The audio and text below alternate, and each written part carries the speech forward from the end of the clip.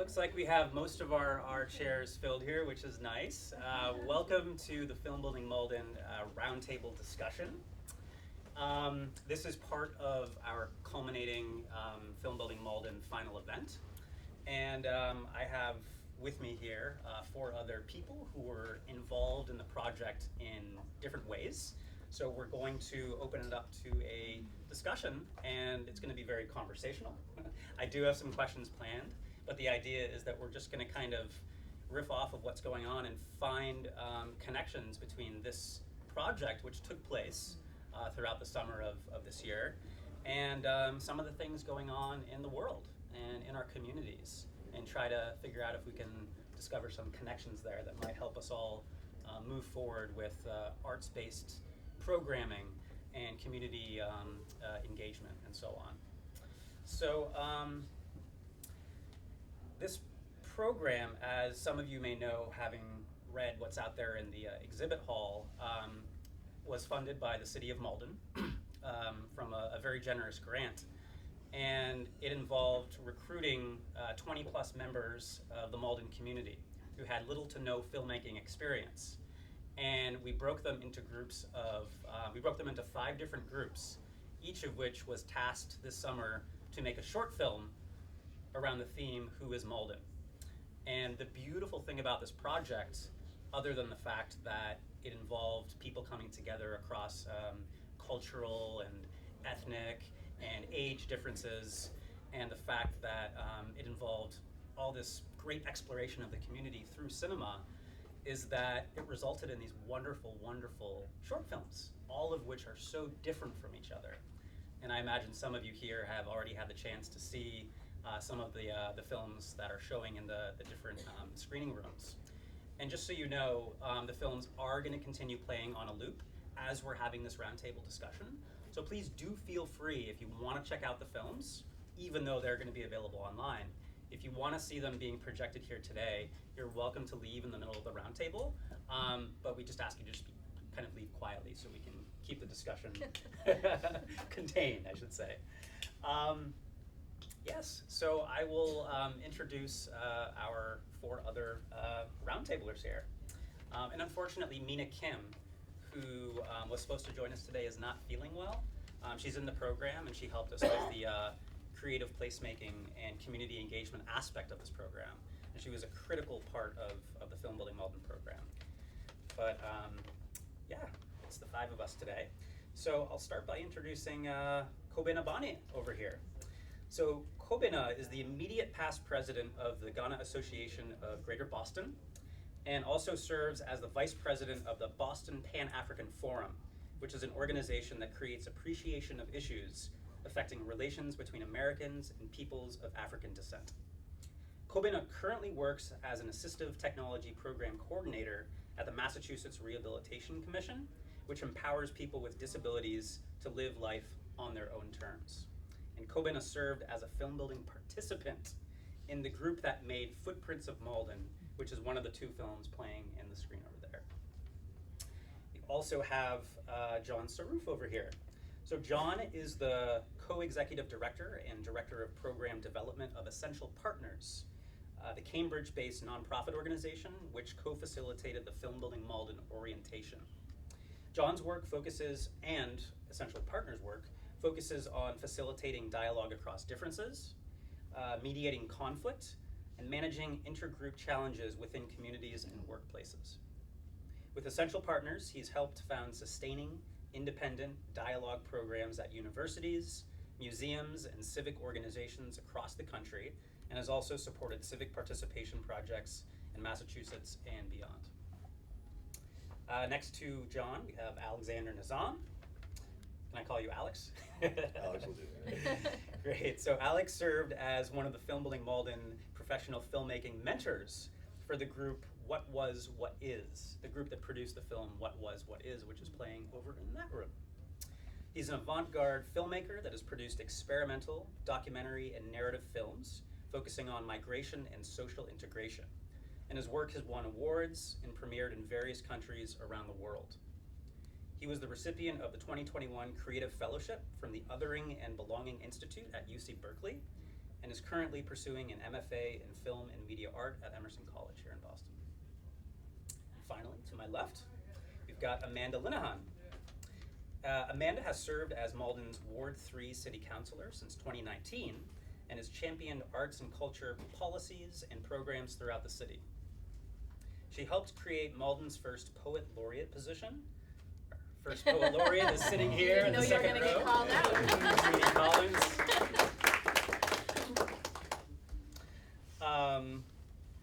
Gotta find my notes here. She helped create Malden's first Poet Laureate position and has led efforts to convert the former Malden District Court into a center for arts and culture for the entire community.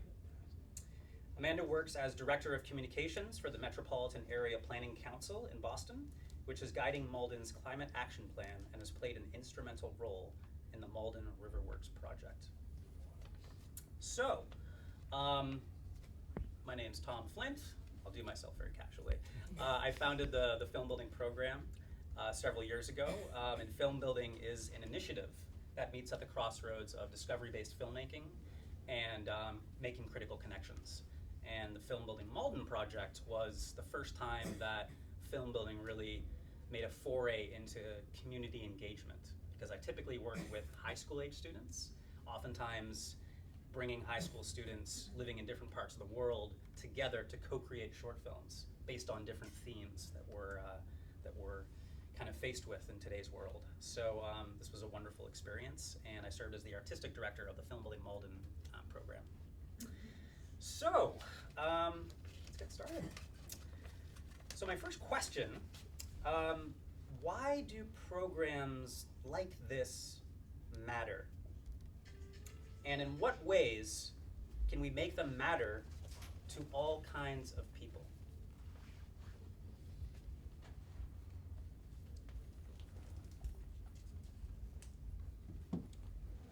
Don't everyone jump. Who's on the spot?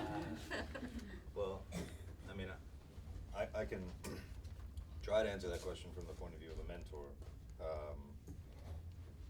because I spent most of my time, my connection to this project is through the film builders and watching and participating in the process of making these films, at least one film. And I think, for me, much of the value of this project comes at the level of the process. That is to say, we have a lot of products here, but these products came at the end of a 4 or 5 month long process that was very valuable. We spent a lot of time together. We developed relationships. We explored this place and asked questions about it and talked about those questions together. There were a lot of people involved in this project, and I think that alone, and then we could talk about the product itself, but that alone is a very, very valuable and I think somewhat rare thing that should be, we shouldn't take for granted and should be fostered, I think. Yeah. If I could just quickly mention something, just to kind of provide a little bit more context to what Alex is describing. The approach that we took for Filmbuilding Malden was something that developed over a period of years with different things going on with Filmbuilding, the initiative. And it has to do with this discovery-based approach, which is moving very far away from the way that movies, and art for that matter, is typically made in the industry. Everyone has their own approach to art making, and that's how it should be. But what we were trying to do with Filmbuilding Malden, which was an experiment, was to abandon the idea of coming up with all your ideas beforehand, using a script and storyboards and planning everything out, and simply executing it according to what had been decided. We wanted to move away from that and explore this continually iterative process where the participants were forced to kind of come out of their comfort zone, explore new areas, and kind of not be able to rely on what they're most familiar with or what they're most comfortable with. And it was a tricky, as Kobena can probably attest to.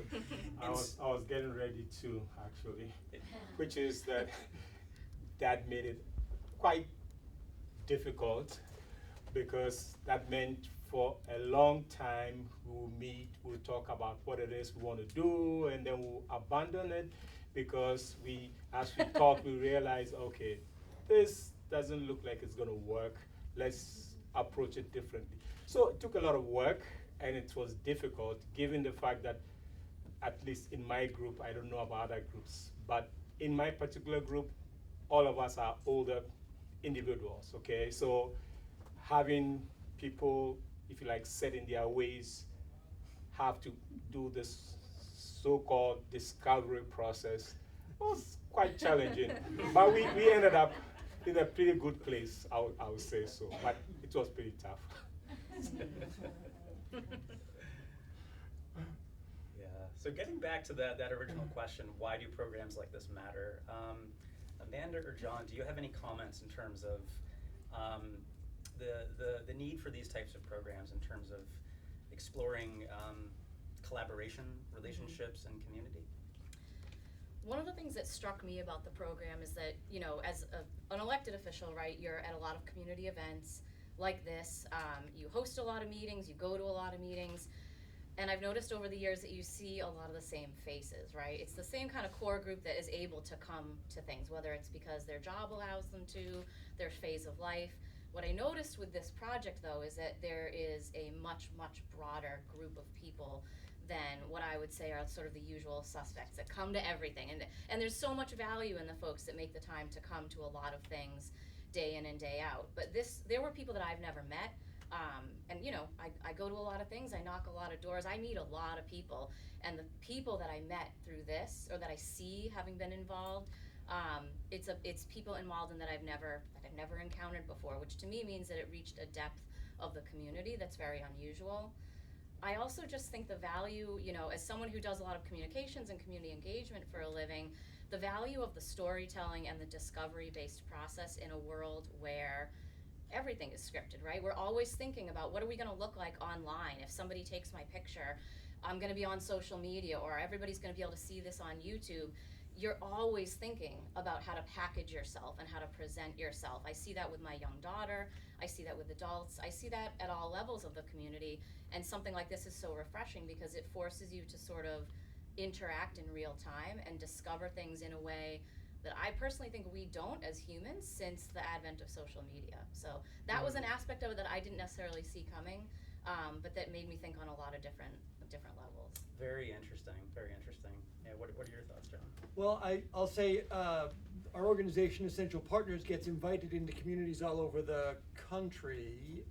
I usually describe it as about 25% of the time it's inspiration. Some community says, gosh, we could be more connected. We could have relationships that are deeper and more creative and inviting. About 75% desperation because something some disaster has happened in the community that's really tearing it apart. I would put this in the inspiration category, that you have decided that the community should become more connected, more knowing of each other. And I think as we work on issues like polarization in our country and the way in which our communities are dividing over and over again, I can't think of a more important thing to do than this kind of project to help people understand each other's stories, new relationships that you haven't met before, because that's what makes a community resilient in the worst of times and really creative and thriving in the best of times. So I think it is the answer to the big question that so many people are asking right now about how do we heal our country. I think it's things like this. Yeah, Yes. I'm glad you mentioned, John, storytelling, because obviously that's a critical component here, right? It's unearthing these stories that have value and amplifying voices. How do you all see specifically storytelling, or maybe even visual storytelling, like film, as an agent of change within our communities?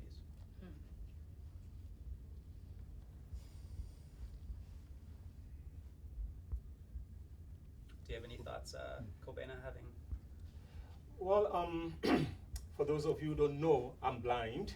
So when I hear a question about visual storytelling, it's like, okay, that's great, but we have to add something else to it.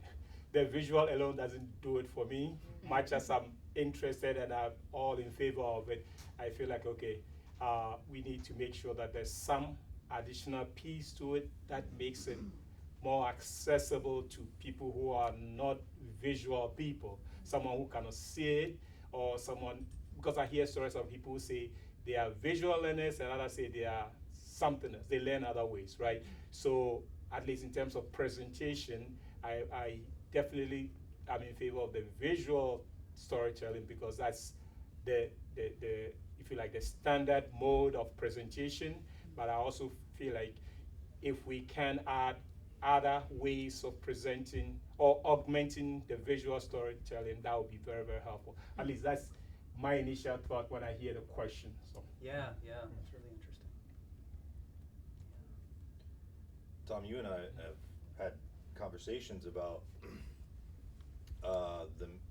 the medium of film as being audio-visual. And we've also talked about how we can focus on the magic of the audio element, the magic of sound. And I mean, maybe that sounds like a bit romantic, but I think we had an exercise in our group where we focused specifically on sound. And that, I think, you know, that offers an opportunity to sort of look at the world around you in a different way, or rather perceive the world around you in a different way. Not only just the world being the world, but Malden.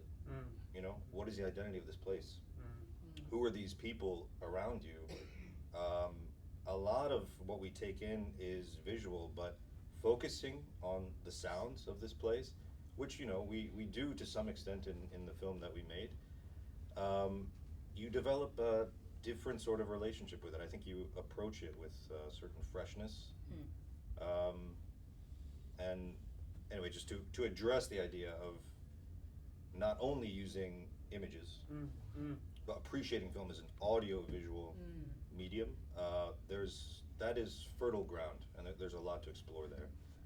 I think that's also pertinent to your question as to, like, okay, how can this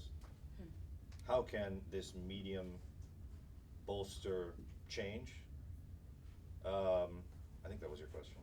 Yeah, well, it was related to my question. Change? Yeah, absolutely.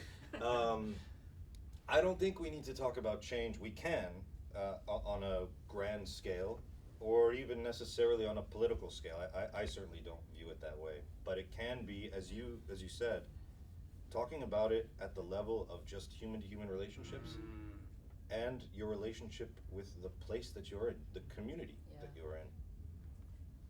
Developing that relationship is where everything starts, I think. Absolutely. I've often thought in the back of my head as a filmmaker and film educator that maybe film is really just a means to get people to come together.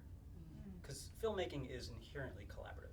It's possible to make a film on your own, but Alex, you can attest, it's not recommended. It takes a village. And when you look at, you know, a feature film and you stay to the end credits and you see all those names that scroll down, you realize that there were a lot of people with different lived experiences that worked on this. Now, the problem with what typically happens when a movie is made is that all those people have very little opportunity to interact with one another and learn from one another. So the idea here was, what might we do with the moving image and the co-creative process to explore what learning could take place between people of different lived experiences? And I think in some ways we succeeded, but I think there's still a lot more. My hunch is that there's a lot more exploring left to do. I'll just say, the thing that struck me watching the films that I really appreciate about this, that's maybe different than sort of the film industry, is this was people telling their story. And so often in the world, what happens in our polarized communities is people get stories told about them, right? And in some ways, this is an opportunity to re-author your own story and be met in you know, on your terms, in the way that you want to be seen. And I saw that in each of the films that I saw. And I think that's really powerful, to give people the voice to be heard on their terms with their story. And that kind of filmmaking is vital to this work. Absolutely. John, I've got a question. Maybe we'll start with you, because your work involves, collaboration at the very essence. But what do you feel are the ingredients for successful collaboration? And how do they differ in arts versus non-arts community projects? Non-arts community projects could be, organizing to support local policy changes, distributing mutual aid resources to communities. What do you feel are some of those successful ingredients in both an arts and a non-arts community?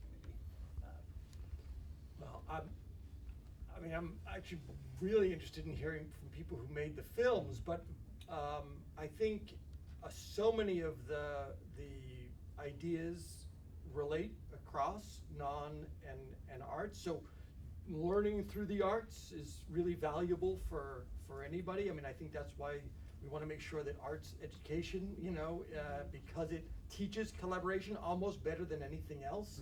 Making sure that arts funding in schools is maintained, because it is such collaborative work.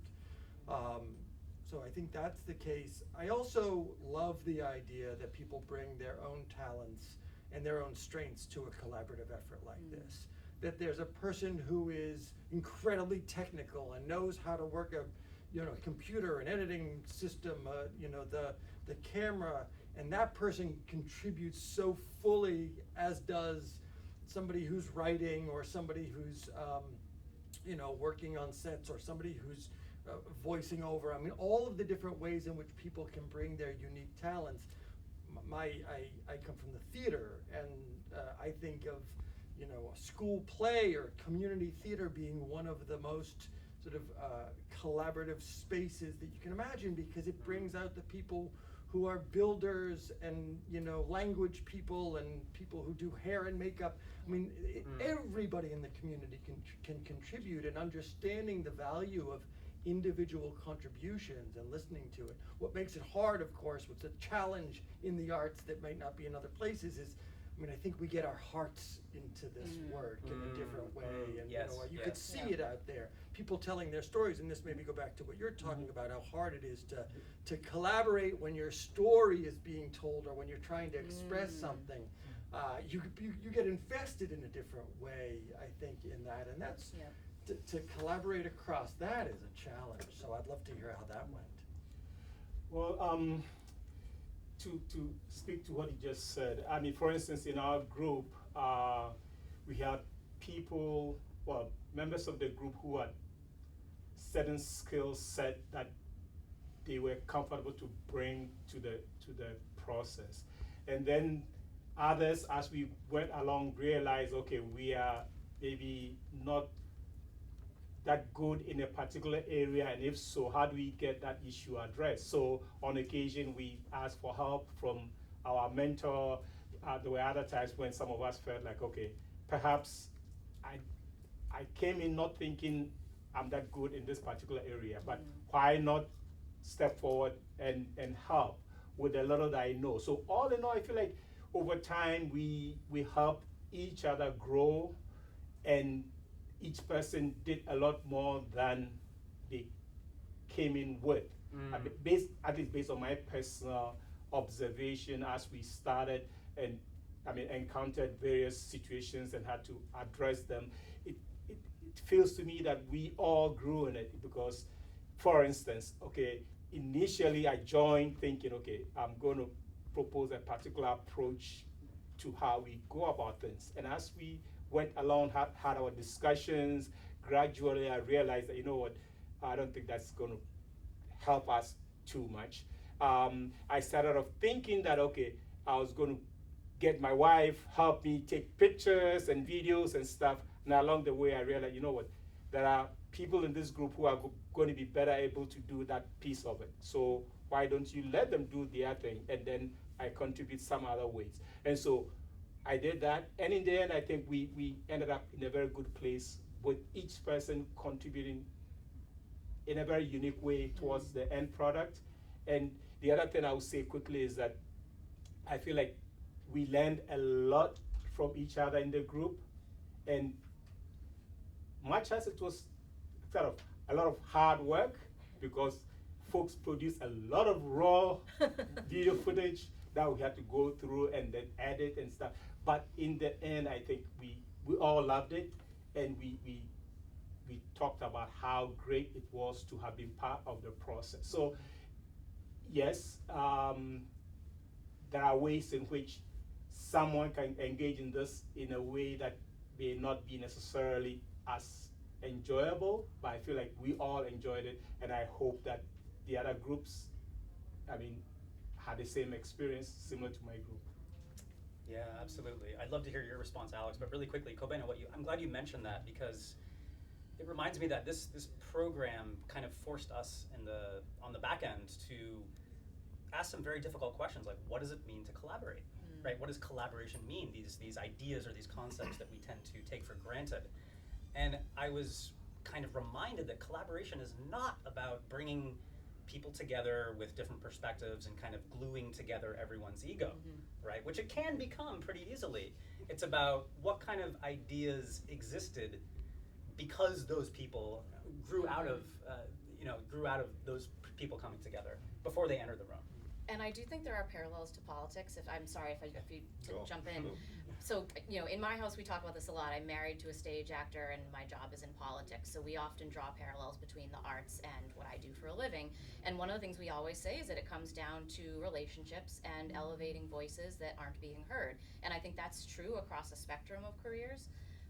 But particularly what I see with something like this, and when I think about how I do my job to get worthy ideas elevated, right, to the city council and then passed and work with the mayor.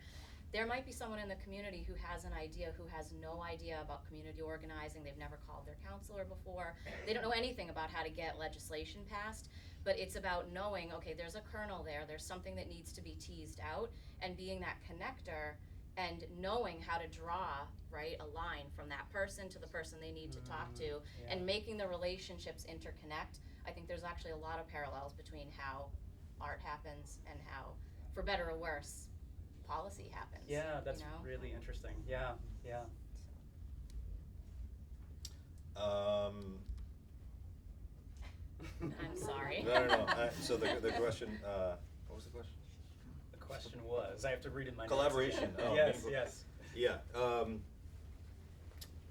Well, one thing I noticed was that in our group, and I imagine in all of these groups, it was necessary to think about skill set in a different way. Particularly when it comes to film, it's very structured. You have very well-defined jobs based on certain skill sets. This is the formula. In this situation, that was not the case, and we started thinking about the value that people bring to this group, regardless of what practical skill set they brought. So their specific point of view, communication skills, things like this, things that just kind of come out of someone's personality, their history, their culture. All of these things offer something valuable. They are potential assets. I mean, it's a matter of using them, but in a situation like this where we are collaborating artistically, these things are invaluable. So I think that was one of the keys to making this collaboration fruitful. I'll also say, kind of piggybacking on your point of artistic collaboration being very difficult because it's emotional. I think that's very true, particularly, and this is why I love filmmaking, because it is a very impossible artistic collaboration. Yes. But somehow it gets done, and it's messy every time. Somehow it gets done, absolutely. And I think meaningful collaboration should be hard. It should be a very profound negotiation, because, and I think what I love about it is it's like inherently philosophical. You have to break things down and think about what's important to us, you know? Why are we doing this? Yeah. Why are we here? We could just leave and go home. What is motivating us? So it tends to draw from these very like deep questions that we kind of have to find common ground about. And that's I just think that's a very profound and powerful thing, you know? Absolutely.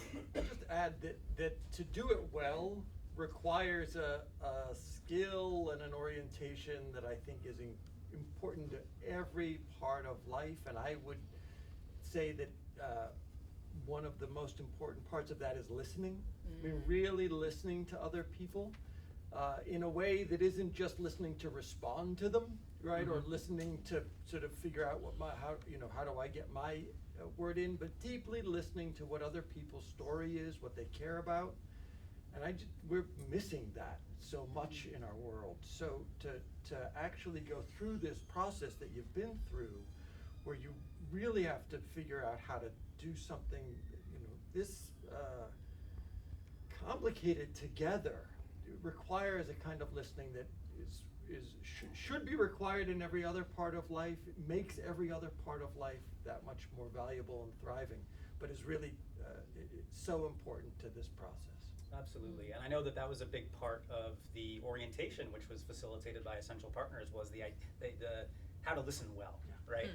And it kind of makes me think that maybe the reason why we don't have so many good movies come out these days is because the listening isn't taking place. So I feel like maybe in the industry, all filmmakers should be required to go through like this, I don't know, like training and listening before they actually go out and make a film together. So, this was a pilot program, and we learned a lot from both successes and failures. How do you all think we might translate these learnings into something that's actionable, or share them with the community in a way that is relevant to their daily lives and personal interests or goals? Do you have any thoughts? Well, I definitely think the power in the storytelling can certainly affect policy change. I mean, one of the things I think the mayor mentioned was the film that talked about affordable housing, right? That's something that, unless you've lived it or taken the time to listen really meaningfully to someone who's really going through that, it's hard to orient yourself around what that means to not have housing security and the urgency of it. And I think the power in having a visual story like that can be shared with the community helps those of us who are on the decision-making side to, if someone sees that and understands, this is something we need to fix right now, and I need to get involved, right? It can spur action.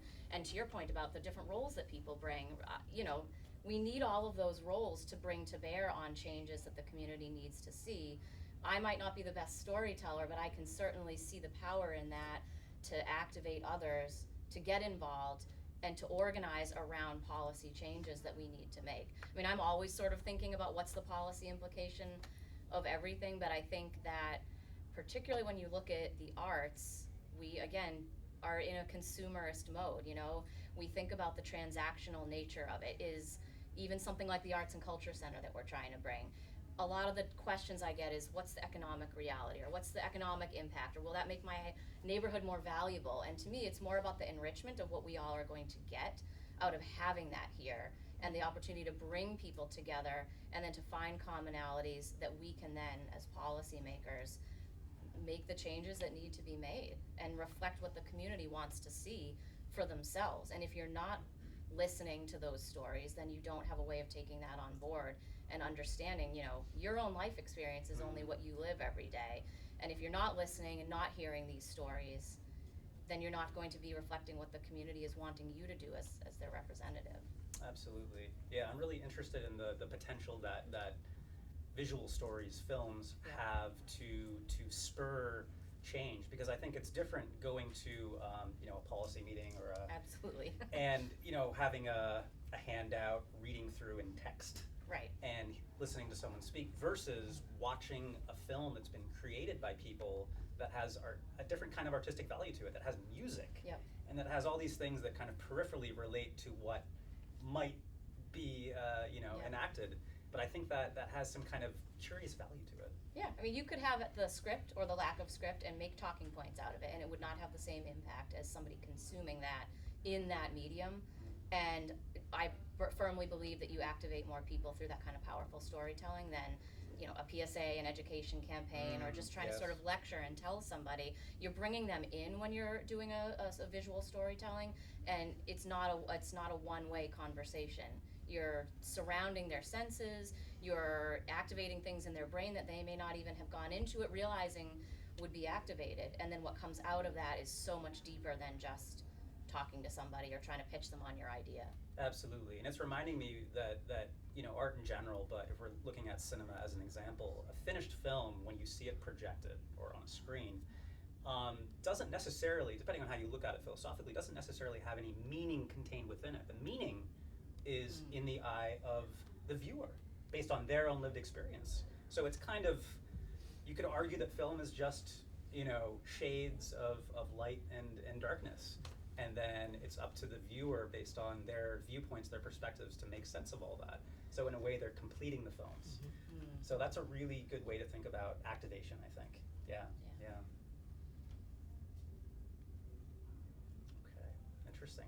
So, we've got a little bit of time left. So I'd love to kind of open it up to the audience and find out if any of you all have any questions or thoughts or ideas based on what we've been discussing. Hannibal, I knew your hand was going to go up. Hannibal, do you want to stand up? Oh, sorry. Sorry, right before you speak, Hannibal was one of our film builders who was also in Kobena's group, who produced Footprints of Malden. One of the things that Kobena brought up that I thought was a crucial aspect is that if you can, the connection between the film and, say, his inability to see it visually became an audio experience where he had to listen to it. Well, if you take a film about an area and you distribute it with different language subtitles, right there you have like you have the films there, you have where it came from, the essence of where it came from, individuals within the group or the small city, and you're showing it to people who don't necessarily connect, that have an inability to connect with that. So some sort of like, I would go as far as saying like, just dub the voices, but even a visual aspect so that you could have it in Mandarin or Farsi or and you distribute that in the same community. Well, they'll be able to see that, oh yeah, these are concerns that are related to me. There's things that mean a little bit. This poem sounds like something that might have been created by a Persian. They'd have a little bit more sense. It's sort of a way of dispersing the information in the local community, and and expanding on Kobena's theme, that fact that it's an audio thing, but it's limited because it's not a visual.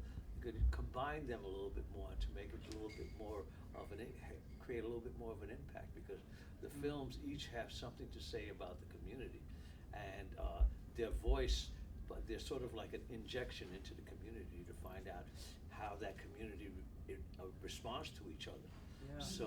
So again, it's a good, like say, okay, I got this stuff. Let's see the Greek Orthodox Church. We'll throw it in Russian, man. Let them take a look at it. That sort of, in other words, distributorship. That's my thoughts. Great, thank you, Hannibal. Anybody else?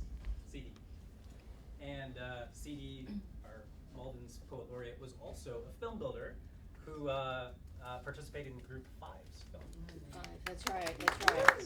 And the name of the film, I'm sorry, the name of the film is Understory. Understory, that's right. And we did not know what we were doing, and we weren't supposed to, right?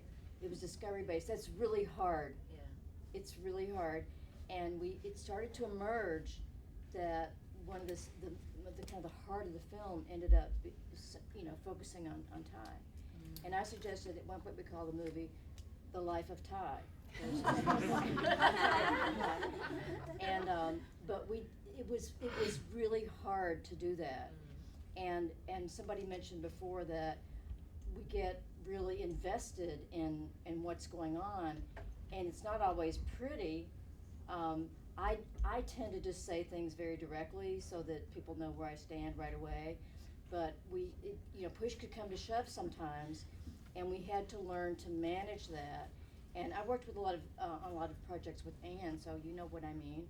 We both have really passionate ideas about things, and we negotiate, and it's hard negotiation sometimes. So I just want to say I appreciate that aspect of it, and I enjoyed the process, and I did not see a through line in our movie until the very last time we met. And so I felt despair most of the time. and we worked together a lot. We met a lot. We'd meet for like 2.5 hours. Wow. We would be dying, like, come on, like, adjusting the sound on this. But then Bilal was an incredible mentor, and we needed that. We really needed that kind of guidance. And then we made a movie that I find very moving and subtle and complex in what it's saying. And one idea I have for continuing is each of the stories seem like pilots to me. Like each of those stories that we had of the 5 people could go on to be another movie. Yeah. So yeah. that's what I had to say. Thank you, CD. Yeah. Justin. Tom, I know you run this program for youth, and I'm curious to know if you have different hopes in terms of the value and benefits of the participants when executing the program for youth versus adults and seniors and such. Yeah, no, it's a great question. Yeah, I mean, I think one of the big learnings for our team in, carrying this project out was that, I don't know if it's you can make a generalization as general as the older you get, the more difficult it becomes to kind of move away from what your beliefs are. Of course, it's not that simple, but there were definite trends that surfaced with this project. And all the film builders, there were a total of 20 plus film builders ranging in age from mid-20s to upper 70s. So we had a very broad spectrum of ages. And we did discover that, or I should say I discovered, because I work a lot with youth, that youth tend to these are high school kids or elementary school kids, they tend to just go with it. They will dive in. And somehow, you use the word somehow, I love the word somehow, because that's oftentimes how art just kind of comes together, right? They'll somehow be able to work through these challenges, whether they're collaborative or story-based or whatever it is. And I think for older folks, it becomes more and more difficult to do that. So I almost feel like there needs to be a process of learning earlier on in something like this where you have to rediscover how to be young in a way, or be more flexibly minded. It's true. It's true. Yeah. As I'm sure, as an actor, someone has experience acting, that is a superpower, I think. Being able to just be a kid a little bit. It's frowned upon most of the time, but the possibilities that opens up. I mean, being able to just kind of tilt your head as though you're a child seeing something for the first time, that's an amazing thing.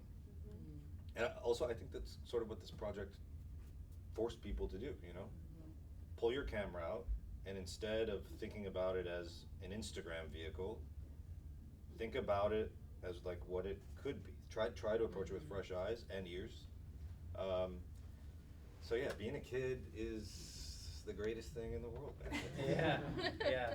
And they're kind of exercises. I wonder if Essential Partners has anything that you guys do to kind of cultivate that. But, you know, for example, if you take the same route from your home to the bus station every day, if you take that same route with a different kind of mindfulness to it, you can notice new things, you know? So there are ways to kind of shift your mindset a little bit, whether you're filming, and I think having a camera in your hand, I don't know if there are any photographers or filmmakers out there, somehow changes your perspective inherently, because you're holding a device and you're aware of the fact that you're trying to capture something, you're trying to explore something. So I think there are really creative ways through the arts to get around that. I would love to see this implemented as a tool, maybe at the private level, so the level of the private sector, but I mean, it would be amazing to see this in public schools regularly. I agree. Right? I mean, because I do think it teaches so many very valuable things, but something like artistic collaboration is something that's a skill, as you said, that can be used everywhere. And if it can be used everywhere, I think it could be useful also in the private sector too. You just have to convince a bunch of people, a bunch of adults to be children in their place of work. Yeah. That's not too hard. I have an idea. We have a bunch of experts on being a kid. They're the kids. So why don't we put them in the leadership position, make them the mentors for this, and then show us how to do it. Tom, I had a question. So what, in your opinion, what do you see as the next step for this program? That's a great question. I think kind of what you were mentioning, Alex. I would love to see it, you know, carried forward and maybe take place in other communities, maybe similar gateway communities like Malden, that have, you know, really interesting populations, lots of lived experiences. But I would also love to continue to see how it can affect particularly high school age youth, because I think developmentally, that time in your life when you're 14, 15, 16, you're trying to make sense of a lot of things, and you're starting to encounter new ideas, new perspectives, and so on and so forth. So I feel like that's a really ripe age for where something like this could take place. Yes. I think you mentioned it a little bit. I love that you're doing this program because it does give us a different perspective. Like you said, it's just something that you see every day, but when you have the camera, something that you never thought even existed right there. Is there anything that surprised you doing through this project? Something that you said, I mean, as a filmmaker, you may have seen so many things, but something that said, wow, I didn't even think this was going to come out of this, or something like that. Yeah. Oh, that's a really interesting question. Kobena or Alex? I'm going to toss it back to you while I think. What do you think? Something that surprised you that you didn't expect.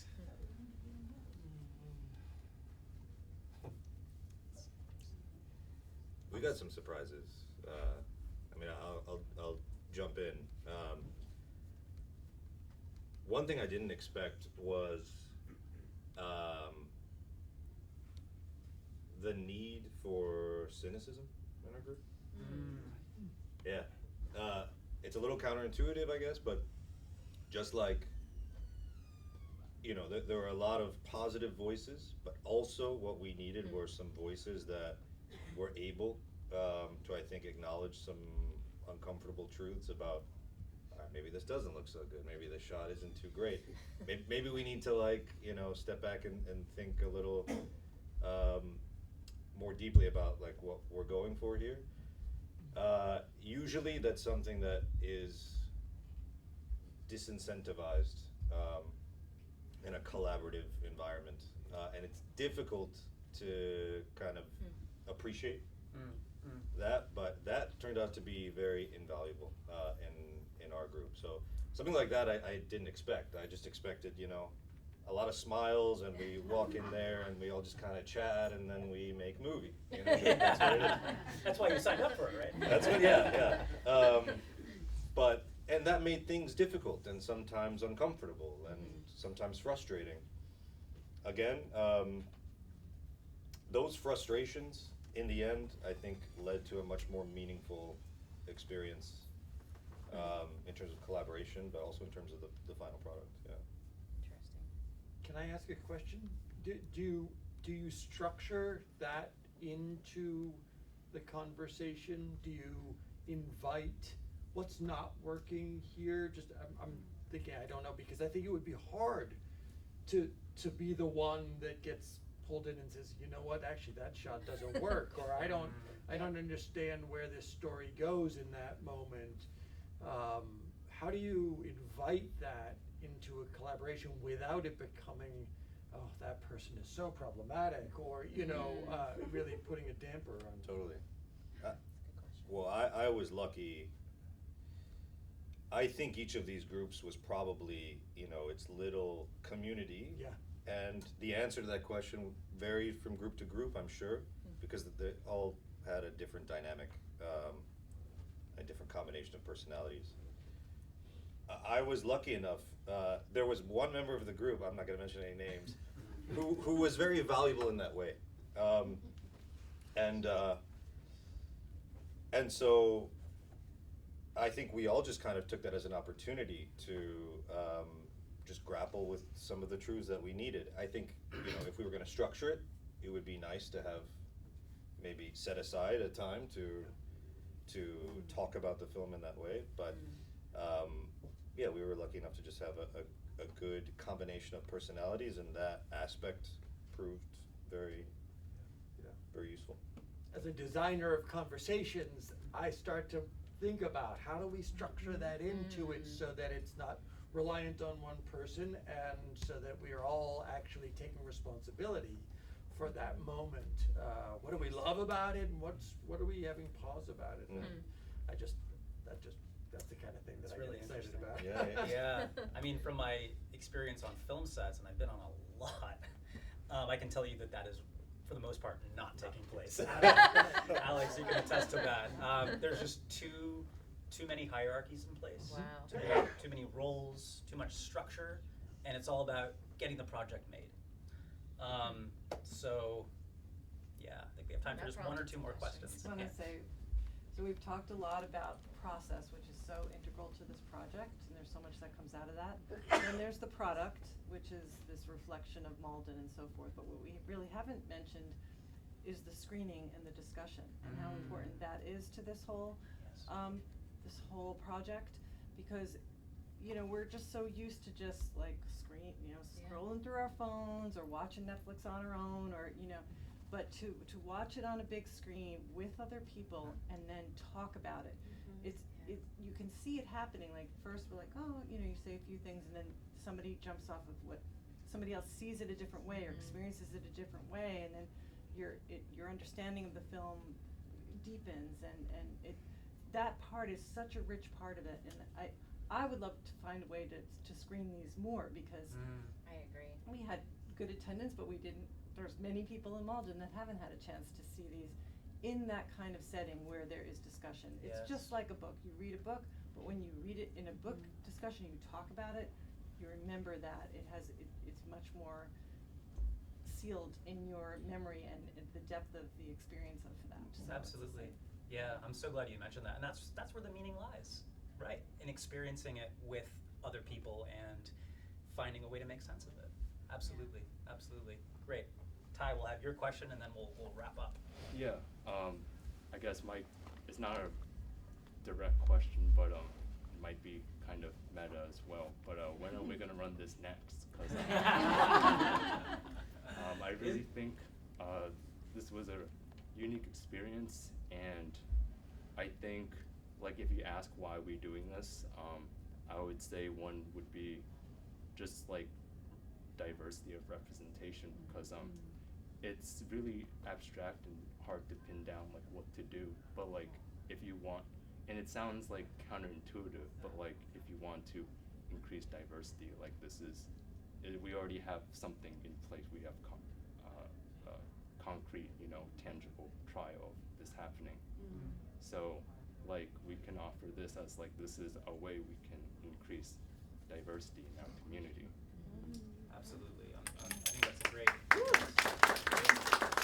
to kind of Ty, by the way, took part in the film building experience as a film builder within CD's group, produced Understory. So absolutely, I wish the mayor was here so I could put him on the spot. Yeah, I was just gonna say, as the city person in the room, I think I'm now tasked with taking that back, right? Yeah. Figuring out how to make that happen. Yeah. But yeah, the hope is that this continues in different kinds of iterations. We might have a film building, Cambridge, or a film building, Everett, whatever. Yes, really please. So what's the name of the movies, the films we've done? Yes. What are your plans for that? So if you picked up a copy of the program, if you haven't already, they're on the front table when you walk in. There's a QR code in the back. If you scan that, that'll take you to the site online where all 5, I believe, there might be an extra 6th film on there that was a companion piece, but that's where you can view them, and you can enjoy them all. So in the interest of time, thank you all so much for being here.